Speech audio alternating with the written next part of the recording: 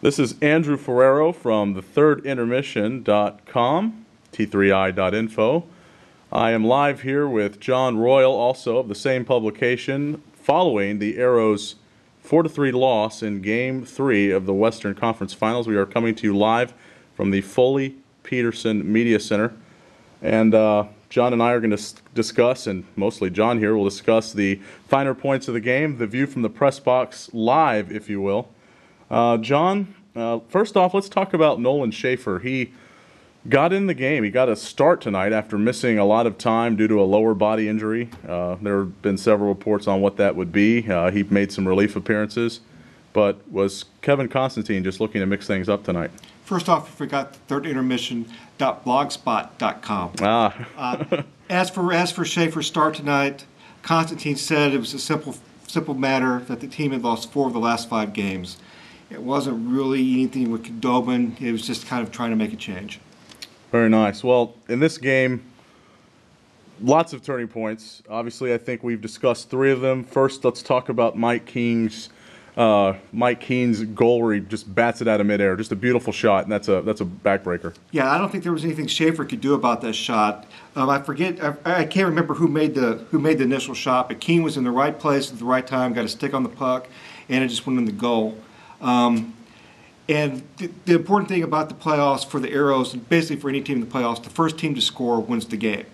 And I think the Arrows have felt the need always to score first, and when that didn't happen, it kind of deflated the team for a little bit there, I think. The second turning point of this game was a shorthanded goal to make it 2-0. Early in the second period, when the Arrows looked like they were going to get a little momentum off of that power play. Talk about how that changed the game. Yeah, because the Arrows, one of the things the Arrows have been best on is they're not a good 5-on-5 team, but you get them on the power play, they got one of the best power plays in the AHL regular season and playoffs. And I'm still not quite sure what happened on the play, but it just looked like some sloppy puck handling, and Alexander Bolduc got down to the zone, and just got past Schaefer. Yeah, it looked for a second. The first thing that went through my mind was maybe he bats that down with a high stick. The linesman didn't see it that way. I'm not saying I think it was that way. That was just my first thought. He's off to the races. It looked like Marco Rosa was trying to defend both Bolduc and the other defender, and he just wasn't able to make the play, and Bolduc snaps a shot between Schaefer's leg 2-1. The Arrows, though, come back. They get a goal on the power play, but the Moose then make it 3-1. And let's talk about Matt Beaudoin. Even the Arrows started off the third period. They outshoot the Moose 9-1. They get a couple of goals to tie it. Matt Beaudoin, you talk about that. He had a bunch of chances tonight, didn't he? Yeah, the Arrows got to 3-2 real quick when Locke got the goal about a minute in. About 10-15 seconds later, Beaudoin gets a shot that bounces looked like it bounced off the top of the post. Yep. And that happened several times throughout the third period.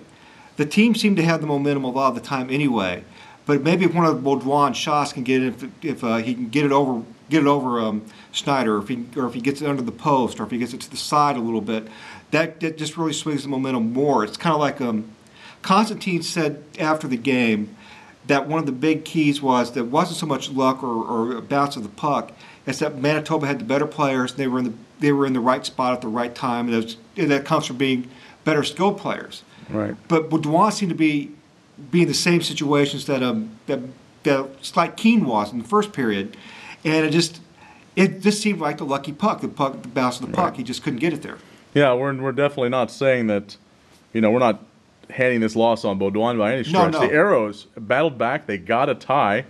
Down the stretch, though, the Moose just seemed like they were not about to panic, and that's a key for a team that's, quite frankly, like the Moose are, built for a championship. They look good doing it.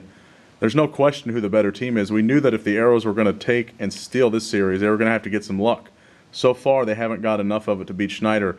To wrap things up here, talk about what you think is going to happen the rest of the way. Are the Arrows going to be able to win a couple of games at home and send this series back to Winnipeg? Well, I did pick the Arrows to win in 6, and that's not going to happen. Frankly, I thought after they lost the first 2 games that I thought they had to get one of the first 2 games to have a chance to win it. And if they weren't going to win tonight, I think tonight was the best chance, especially with that third period they had. And I wasn't trying to denigrate Beaudoin. The guy it just seemed like the breaks were against him because he was in an incredible position, got off some good shots, and just couldn't get the puck in.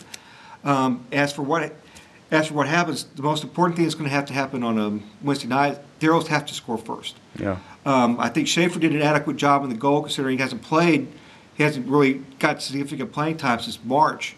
So I don't really, and as Schaefer says, it was just they got good position on their shots and had some great shots. The team just needs to get the first goal. Is basically all they got to do. No matter how they get it, they just got to score first to get confidence on their side. All right. Well, that is it for View from the Press Box here with thirdintermission.com. Again, you're looking at John Royal. This is Andrew Ferrero on the other side of the camera. Until next time.